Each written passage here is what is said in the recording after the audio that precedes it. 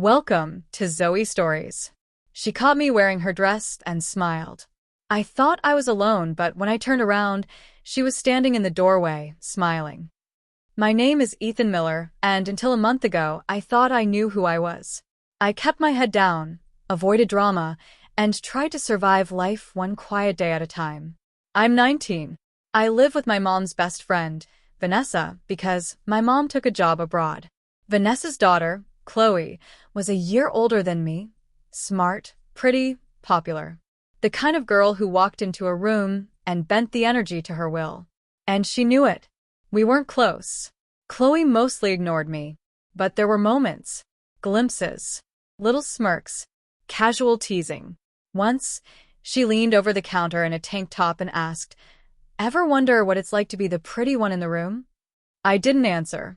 I didn't have to. She could see it in my eyes. I'd always been curious about softness, about beauty, about what it might feel like to let go of being Ethan for a little while. But I never acted on it. Not until the day Chloe left her closet door wide open, and the red dress caught my eye. It was just supposed to be a minute. I slipped into her room while she was out with friends. I don't know what came over me.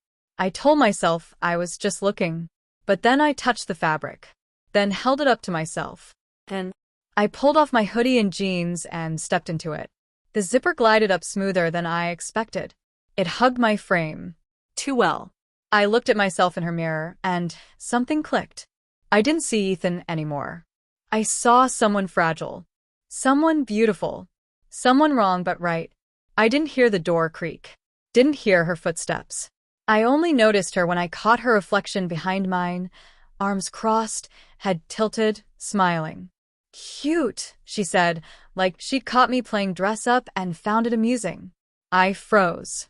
My heart crashed in my chest. My face burned. "Chloe, I'm sorry, I didn't mean—" "Relax," she said. "You're not in trouble." She walked toward me, slowly, predatory. "But I am curious." That night changed everything. She made me sit in front of her vanity, made me look at myself in the mirror, still wearing her red dress. "Ever tried lipstick?" she asked. I shook my head. She uncapped a tube of rose pink. "Let's fix that. You're prettier than I thought, Ethan." Or should I say, "Emily, you're prettier than I thought, Ethan." Or should I say, "Emily, I wanted to run. I wanted to disappear. But I couldn't move.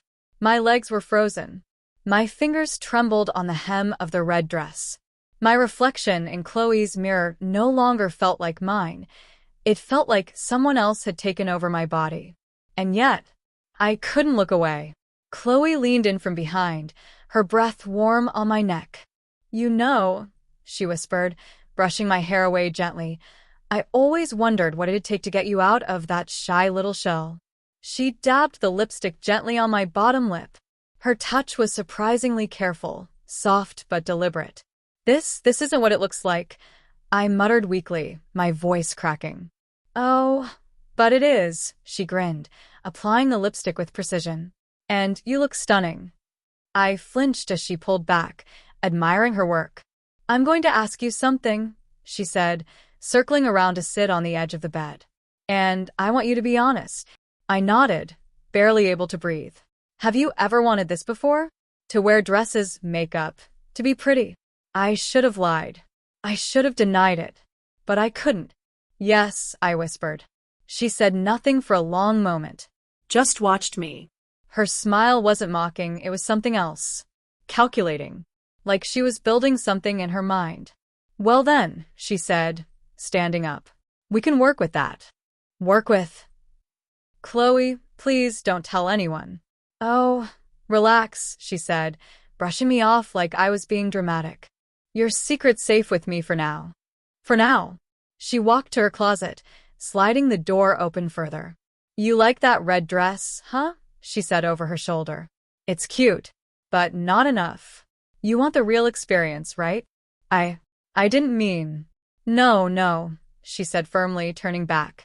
"You did mean to. You put on my dress, you sat at my vanity, and you let me put lipstick on you without protest. Don't act all innocent now." She returned, holding up a padded bra and a pair of lacy black panties. Let's make a deal. My throat dried instantly. A deal? She smiled again, this time wider. I won't tell your mom. I won't tell anyone. But in return, you let me guide you. You said you wanted this. I want to help. Give you the full experience. But why would you want to? Maybe I'm bored, she said, tilting her head. Maybe I think it'll be fun to turn a shy little mouse like you into something else. I don't. Or maybe, she interrupted, stepping closer and dangling the bra in front of me. I just like control. Her eyes met mine. Cold. Bright. Dangerous. I should have said no. Instead, I nodded. She tossed the bra and panties at me. Put them on, she said simply. I hesitated, trembling. Her voice hardened. You want my silence? Then do it. Now. I turned around slowly and slipped out of the dress. The air on my skin felt cold, raw. I slid the panties up my legs, soft, tight, unfamiliar. Then came the bra. She stuffed it with padding and adjusted the straps. When I turned around, Chloe was holding a pair of black heels. My heart sank. Walk for me, she said. I stumbled, nearly twisted my ankle. She laughed. Oh, we're going to have so much fun with you. Tomorrow, we're going shopping for you. We need to build Emily's wardrobe. Tomorrow, we're going shopping for you. We need to build Emily's wardrobe. I didn't sleep that night. I couldn't. I kept staring at the ceiling, still in the soft black panties Chloe had made me wear, too scared to take them off, too ashamed to keep them on. My mind spun in endless circles. What had I done? How had I let her do that to me? More importantly, why didn't I stop her? The way she looked at me, the way she controlled the moment. I hated how it made me feel. Exposed. Powerless. Alive. Morning came too fast. I had barely dragged myself out of bed when I heard the knock on my door. Tap, tap, tap. Get dressed, Emily. Chloe's voice came through the wood. We're leaving in 30 minutes. I opened the door just a crack. Leaving? Where? She didn't answer with words. She simply held up a pink tank top and a pair of denim shorts, tiny ones. Definitely not mine. Then she handed me a push-up bra already stuffed and a fresh pair of nude pantyhose. You're coming as Emily, she said. And don't bother saying no. You agreed. My silence isn't free. But in public? She smirked. You'll be with me. No one will know. Unless, of course, you make it obvious. She had an answer for everything. I wanted to slam the door on her face. Instead, I took the clothes. The transformation took longer than she expected. She stood in the doorway the entire time, arms crossed, instructing me like a fashion director. Tuck properly. Fix your wig. No, not like that. Here, let me. More blush. We need to soften your jaw. Heels go on, not carried in a bag. Be brave. By the end, I barely recognized myself. Emily stared back from the mirror, nervous, beautiful, broken. Chloe circled around me like a lioness. You'll need a real bra soon, she said thoughtfully, adjusting the straps. And foundation garments. Don't worry, we'll get everything today. My legs felt weak. I can't go out like this. Yes, you can, she said, with the calm cruelty of a queen. And you will. The worst part wasn't the stairs. It was the lack of them. Nobody looked twice. Nobody seemed to notice I wasn't a real girl. That terrified me. Was I really passing? Chloe, on the other hand, was living her best life. She held up dresses, asked me to try on skirts, pointed out heels in every color. She treated me like a living doll, and I couldn't tell if she was doing it for fun or something deeper. You've got good legs, she whispered as I hesitated outside the changing room. You're going to turn heads when I'm done with you. Chloe, please, this is going too far. She looked at me, dead serious for once. You can back out, she said. Right now. But if you do, I'll send your mom a lovely little photo of her son in full glam. My heart sank. You wouldn't. I already took it. She smiled and held up her phone. Now go try that dress on, Emily. When I stepped out of the fitting room in a yellow sundress and wedge heels, She clapped her hands like a proud mother. Gorgeous, she said. You'll wear that to dinner tonight. I'm not going to dinner like this. She arched a brow. Do you really want to test me again? You look too comfortable out there, Emily. Maybe you've always wanted to be a girl. You look too comfortable out there, Emily. Maybe you've always wanted to be a girl. Dinner was a nightmare. Not because anyone stared, but because no one did. I sat across from Chloe at the corner table of a cozy Italian restaurant. The candlelight flickered between us, casting shadows across my pink lip gloss and carefully shaped brows. My long wig tickled my shoulders. My heels were pinching, and my tucked body ached from hours of walking. But what I couldn't escape was this. No one knew I wasn't a girl. The hostess had called me ma'am. The waiter had smiled awkwardly and flirted a little too much.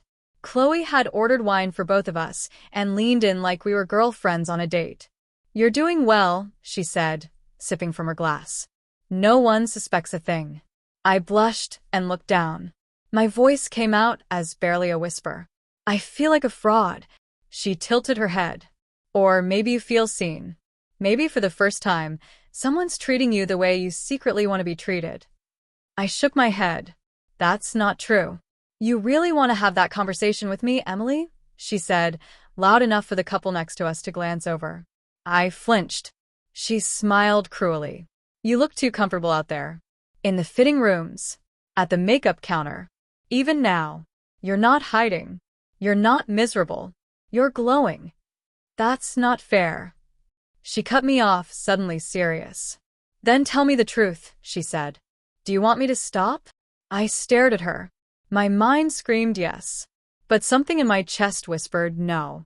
When I didn't answer, she leaned back, victorious. That's what I thought. That night, I expected her to be satisfied. Maybe she'd let it go for a few days. But instead, Chloe escalated.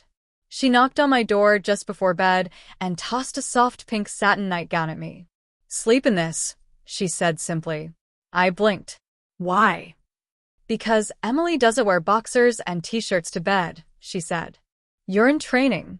Might as well get used to it. Lying in her silky nightgown, feeling the delicate lace against my skin, I stared at the ceiling again. It was supposed to feel humiliating, but it didn't. It felt warm, safe. Like I was shedding something heavy I didn't realize I'd been carrying for years.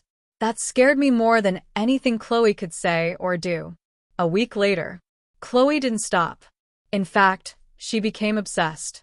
Every day was a new lesson. How to sit properly. How to keep your legs smooth. How to match foundation to your skin tone. How to talk like you're inviting attention, not avoiding it. And the more I obeyed, the more she praised me. You're improving, she'd say, brushing my hair back. You're starting to believe it, aren't you? Sometimes, late at night, I would look in the mirror and whisper to myself, I'm still Ethan. But the face staring back didn't agree. I signed us up for something, Chloe said with a grin. It's called Teen Beauty Queen. And you're competing. I signed us up for something, Chloe said with a grin. It's called Teen Beauty Queen. And you're competing. I was halfway through shaving my legs in the bathroom, Chloe's orders, of course, when she burst in without knocking. Hey, she said, tossing a glossy flyer onto the counter next to the sink. Hope you've been practicing your walk. I blinked at the flyer. It was all pinks and sparkles, a tiara at the top, and beneath it, the words, Teen Beauty Queen, local pageant for ages 16 to 21. Final registration, this weekend. I laughed nervously. Very funny. She didn't laugh. No, seriously, I said. You can't be. I already signed us up, she said, grinning wickedly. Well, I signed you up. I'll just be your coach. My heart slammed in my chest. Are you insane? I can't go on stage like this. People will know. Will they? She asked coolly, stepping closer. Because I've seen you. You've passed in restaurants, malls, salons, even that yoga class I dragged you to. You're not just good anymore, Emily, you're convincing. I'm not a beauty queen, I shouted, panicking now. I'm not really. A girl, she finished softly. Well, you should have thought about that before you slipped into my red dress and begged with your eyes for someone to see you. I didn't beg. You did, she said, stepping even closer. And I did see you. And now you're mine. That night, I cried myself to sleep in her pink nightgown. But the next morning, I showed up in the living room with curled hair, glossy lips, and the softest blush I'd ever worn. She smirked. Good girl. Chloe was merciless. She made me practice posture by walking with a book on my head. She drilled me on interview questions. She taught me how to fake laugh, fake smile, fake flirt. I was no longer Ethan trying on a girl's clothes. I was becoming Emily, a girl trying to survive. But there were moments, small ones, that made it all blur. When she zipped up my dress and whispered, "You're breathtaking." When her fingers gently fixed a loose curl behind my ear. When she praised me and I wanted it. God, I wanted it. That was the scariest part. 3 days before the pageant, she took me to a boutique where she said they specialized in girls like me. The woman behind the counter didn't blink twice when Chloe called me Emily. She just smiled and brought out gowns in soft pastels and shimmering silvers. You'll need one for the formal walk, Chloe said, pulling a blush pink ball gown from the rack. Try this. When I came out of the changing room, the boutique woman actually gasped. Oh, sweetheart, she said. You're going to own that stage. I turned toward the mirror. For the first time, I didn't recognize myself. And I didn't want to. I wanted to stay. One of the judges is a guy from your old school, Chloe whispered. I can't wait to see one of the judges is a guy from your old school, Chloe whispered. I can't wait to see his face when he sees you in heels. The night before the pageant, I barely slept. Chloe had given me a long checklist, hair curled, nails painted, legs shaved, voice softened. I lay awake staring at the ceiling, heart pounding like a war drum. This wasn't just a game anymore. Tomorrow, I'd be walking onto a stage. In a gown. In makeup. In front of a crowd. And the terrifying part? Some sick, quiet part of me wanted to win. Morning came too fast. Chloe woke me at 5 a.m., her voice unnervingly cheerful. Rise and shine, princess. Today's your big day. She helped me into my pink satin robe and led me to the vanity table she'd built just for this. Curling irons, lashes, foundations, perfumes. It was like a salon exploded in our living room. You're ready, she whispered after applying the last coat of lip gloss. Emily, today, you'll make them forget Ethan ever existed. The dressing room buzzed with nerves and perfume. Girls in glittering dresses paced, rehearsed, fixed hair. And there I was, Emily, wearing a pale lavender gown that shimmered under the lights. My fake breasts sat high and perfect in the bodice, my waist cinched tight, and my heels 4 inches of pure pain. Chloe adjusted my sash with meticulous fingers. You're radiant, she said. They won't stand a chance.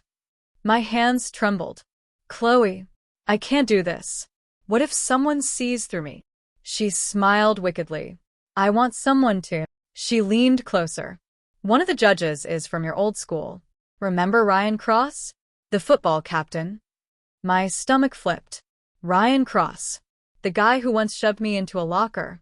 Who mocked me every time I sat alone at lunch. Who used to call me princess just to humiliate me.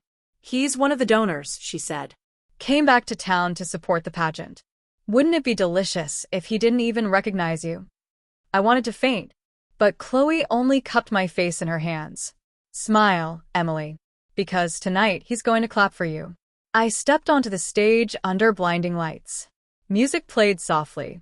The audience was just a blur of faces beyond the glow. I heard a few gasps, a few murmurs, but I held my head high, just like Chloe taught me. Smile. Shoulders back. Soft sway. Walk like you're already a winner. And then I saw him. Ryan. Front row. Arms crossed. Looking bored. Until he looked at me. And then he leaned forward. His eyes widened. He whispered something to the judge next to him. But he didn't look disgusted. He looked interested.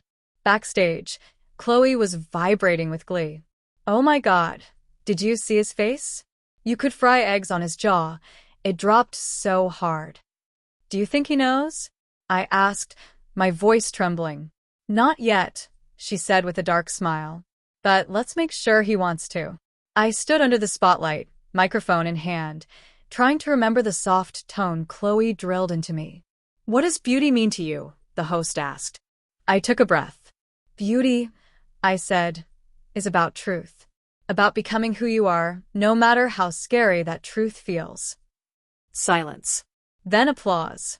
I saw Ryan again, watching me, mouth slightly open. My knees almost gave out. He wants to meet you, Chloe said. Alone. He thinks you're stunning. Face when he sees you in heels. He wants to meet you, Chloe said. Alone. He thinks you're stunning. The pageant was over. I didn't win. I placed third. But that wasn't what mattered. What mattered was that no one knew. Not the judges. Not the audience. Not the other girls. Not even Ryan Cross, football god, high school bully, and now my admirer? Backstage, I was still shaking when Chloe stormed into the dressing room, high on adrenaline and praise. You were flawless, she said, spinning me around by the waist. The walk, the smile, the answer? Oh, baby girl, you sold it. I slumped onto a chair, dizzy in my gown and heels. I don't know who I am anymore. She crouched in front of me, her tone softening. Then let me tell you, she said. You're Emily. And tonight, someone wants to meet Emily. I looked up. Who? She handed me her phone. There was a message. From an unfamiliar number. That lavender girl from the pageant. Stunning. Can you introduce us? It was signed. Ryan. My stomach twisted. No. Absolutely not. Chloe tilted her head. Why not? He thinks you're beautiful. He tormented me in school. If he finds out, he won't, she said. Not if you stay in character. And I think you want to. I don't. She leaned closer, her voice like poison honey. You smiled when you saw his eyes on you. I saw it. You liked being desired. I didn't respond. I couldn't. Because she was right. Against every scream in my head, I agreed. Chloe arranged it. A casual meetup the next evening. A downtown cafe. Just coffee. To network, he'd said. She helped me dress.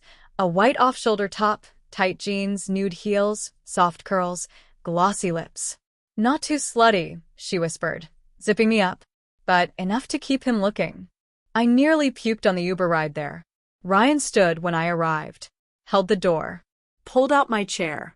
I nearly passed out. Emily, right? He said. You were incredible last night. I nodded, my voice shaky.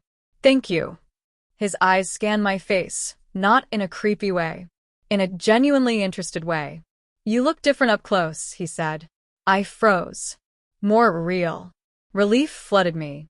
He didn't recognize me. Not as Ethan. Only as Emily. We talked for 30 minutes. He asked about school, fashion, even makeup. I lied about everything. But inside, I was melting. This wasn't a joke anymore. I was wanted. As Emily. Outside the cafe, he touched my arm gently. Would you maybe want to go out again sometime? I opened my mouth to say no. But what came out was, I'd like that. That night, I collapsed into Chloe's lap. I don't know what's happening to me, I whispered, trembling. She held me tight. Oh, sweetie, she said, stroking my hair. It's not what's happening to you. It's what's finally being unlocked. You're going on a date with him, Chloe said. And this time, I'm picking out your lingerie. You're going on a date with him, Chloe said. And this time, I'm picking out your lingerie. I stared at her in stunned silence. I'm not wearing lingerie, I said, though even I didn't believe myself anymore. Chloe stood in the doorway of my room holding a tiny pink lace bra and matching panties. A new pair of nude thigh-highs dangled from her fingers. She looked more like a sorceress than a friend, beautiful, dangerous, and completely in control. Yes, you are, she said. Ryan likes confident girls. And confidence starts with what you wear underneath. I shook my head. It's just dinner. And first kisses, she said. And wandering hands. And maybe more. My cheeks flared red. I'm not going to sleep with him. She smirked. No one said you were. But you should feel like you could. That line hit harder than it should have.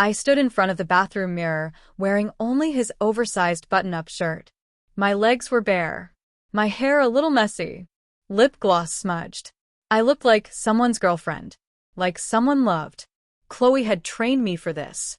But nothing could prepare me for how real it felt. He didn't rush me. He kissed my neck. Whispered that I was beautiful. Let me say yes with just a touch. I didn't stop him. Not once. Because I didn't want to. I woke up wrapped in his arms. His hand on my hip. His breath warm against my neck. And in that moment, I didn't feel like a boy in a costume. I felt like Emily. Completely. When I finally checked my phone, there was one text waiting. So, how does it feel being someone's girl? I didn't reply. Not yet. I didn't need to. She already knew. He says he wants to meet your friends, Chloe said. And your family. So, who are you going to introduce him as? Emily? You can't be both forever, Chloe warned. At some point, one of them will demand the truth. The weekend with Ryan was over. But the aftermath was just beginning. We hadn't just kissed. We hadn't just touched. We connected. And now he wanted more. Let's go out next weekend, he texted. Dinner. Somewhere nice. Just the two of us. Then he added, I want to show you off. Show me off. The words lit my stomach on fire and turned my brain into a storm. Back home, my apartment felt wrong. Too neutral. Too masculine. I sat on my bed, staring at my closet. Half filled with Alex. Half filled with Emily. Two worlds. One body. And now one man wanting to meet my world. I called Chloe. What do? Her voice was sharp, confident, and slightly amused. You knew this was coming. I didn't reply.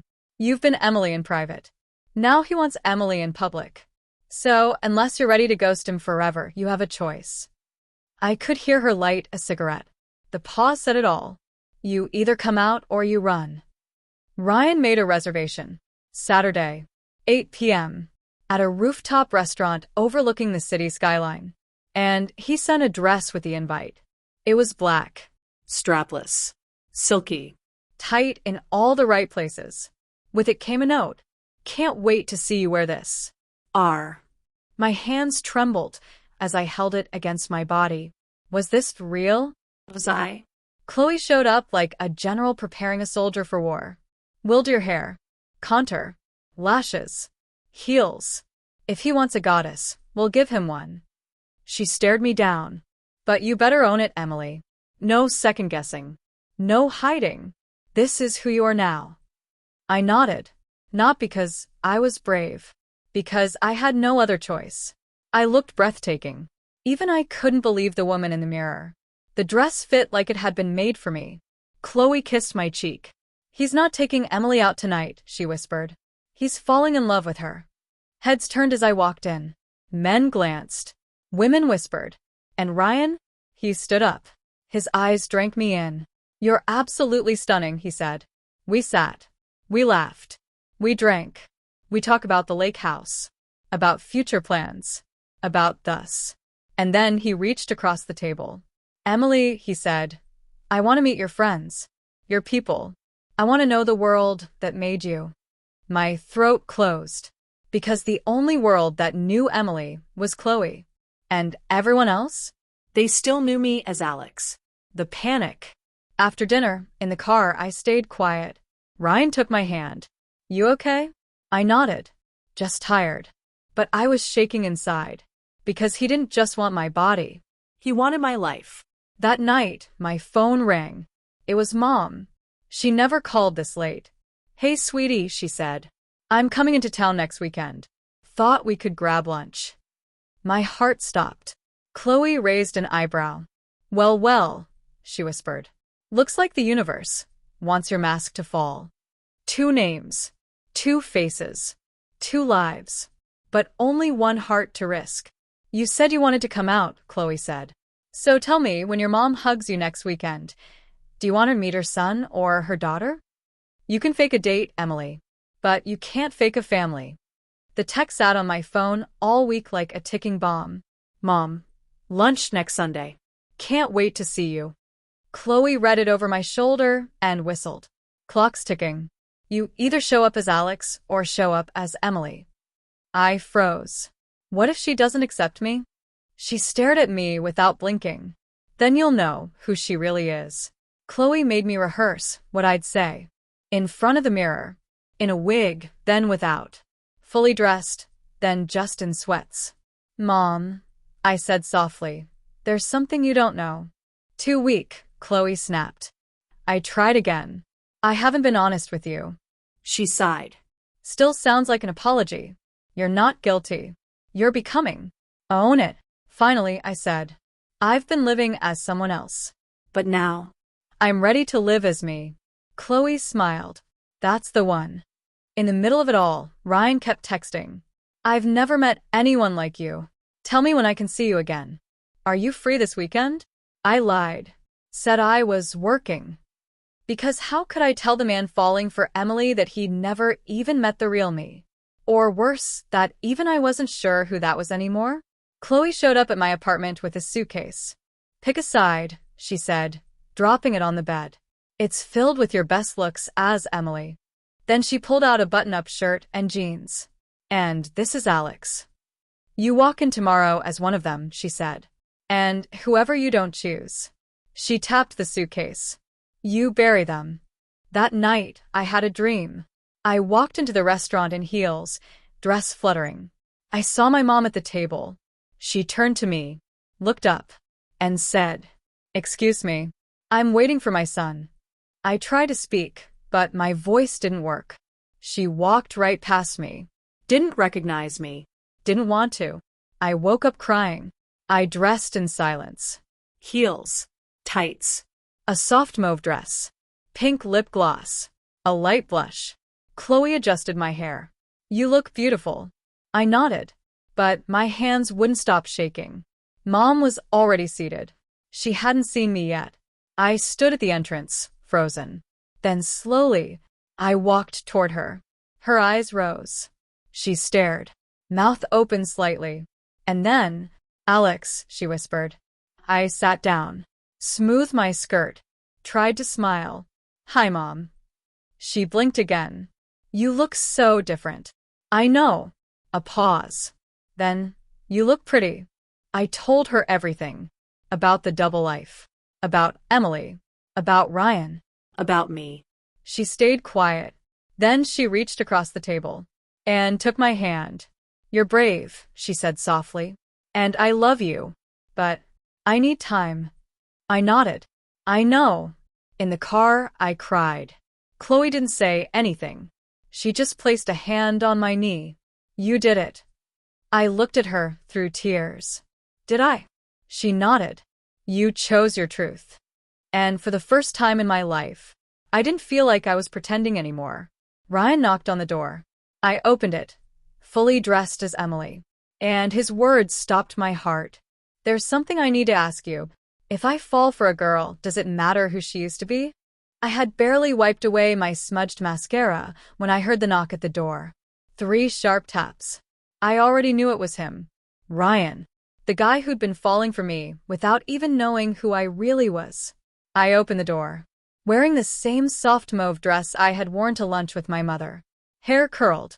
Lips pink. Nails freshly done. I was Emily. Ryan stood there. Silent.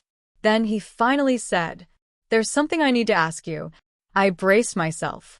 This was it. He knew. He had to know. Had he found out? Did someone tell him? Was this the moment everything would unravel? He stepped inside slowly, eyes scanning me. Not with disgust, but something softer. Like he was still trying to piece together a puzzle he hadn't realized he'd already finished. We sat. Silence crackled between us. Then Ryan looked at me and asked, Why do I feel like I've only just met the real you? I blinked. Not the question I expected. Not even close. Because you have, I said. I'm sorry I didn't tell you. I didn't know how. His eyes softened. So, you're not the person I thought? I shook my head. No. I'm more. He laughed, softly, nervously. I thought I was going crazy, he admitted. I kept thinking, no one should make me feel like this. Not this fast. Not this deep. He leaned closer. But now I get it. You weren't hiding. You were becoming. I still couldn't believe it. You're not mad. He looked at me seriously. I'm confused, but not mad. Then he paused. What does this mean for us? I looked down at my painted nails. I don't know, I whispered. I'm still figuring out who I am. He smiled faintly. I'd like to figure it out with you. But, he added, only if you promise me one thing. My stomach dropped. What? Don't go back to hiding. Don't ever let the world make you erase this version of you. I stared at him, tears welling. I promise. He leaned in slowly. I didn't stop him. His lips met mine, gently, warmly. Not as a joke. Not as a dare. Not as a game. But as something real. As Emily. Later that night, I stood in front of my mirror. Hair messy. Lipstick slightly smudged. But smiling. Because the girl in the mirror was no longer a mask. She was me. And for the first time, someone saw Emily, not as a costume, but as a woman worth loving. But happiness didn't last long. The next morning, a photo of me dressed as Emily was leaked to my entire office. And suddenly, everything I had built was at risk. One moment I was happy, the next, I was a viral joke. My phone buzzed at 7:02 a.m. A dozen notifications. Then 2 dozen. By 7:05, it wouldn't stop vibrating. I thought maybe it was Ryan. Instead, I saw my face on my screen, but not Alex's face. Emily's. Someone had taken a picture. From behind, but unmistakably me. Standing in my hallway, in that mauve dress. Hair curled. A caption in bold text plastered over it. Guess who's playing dress up at home? It had already been reposted on my company's group chat. Even worse, it was going viral. I couldn't breathe. I couldn't move. Just yesterday, I was kissing Ryan and believing in a future. Now I was a punchline. A secret sissy. A closet freak. A boy who wants to be mommy's little girl. I dropped the phone. And I cried. I didn't want to answer him. I couldn't. But he kept calling. When I finally picked up, I whispered, "You saw it." He said, "I did." I waited for disgust, laughter, anger. Instead, he said, "You don't deserve this." By 9 a.m., I knew I couldn't go in. Coworkers were sending laughing emojis in private threads. My manager texted me, Need to speak. 11 a.m. sharp. I stared at the message. This wasn't just embarrassment. It was career-ending. I called my mom. She came over in 20 minutes. I expected her to panic. She didn't. She held me close and said, "You didn't hurt anyone by being yourself. But someone hurt you by exposing it." Then she looked me in the eye and asked, "So what now? Do you let them win?" I wiped my face, looked in the mirror. Emily wasn't a phase. She wasn't an accident. She was me. So I said, No. I go in, as myself.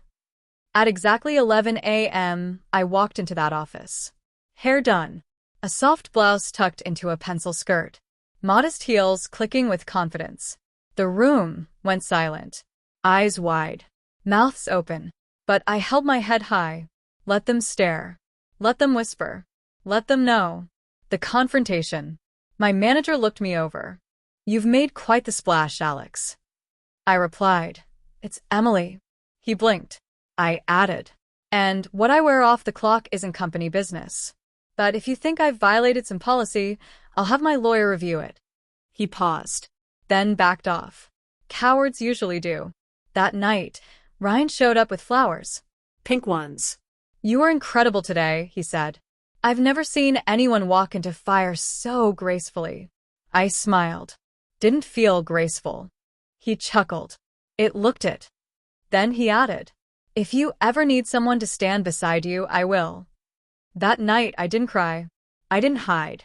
I didn't apologize. Because Emily had survived the storm. And from now on, she would never hide again.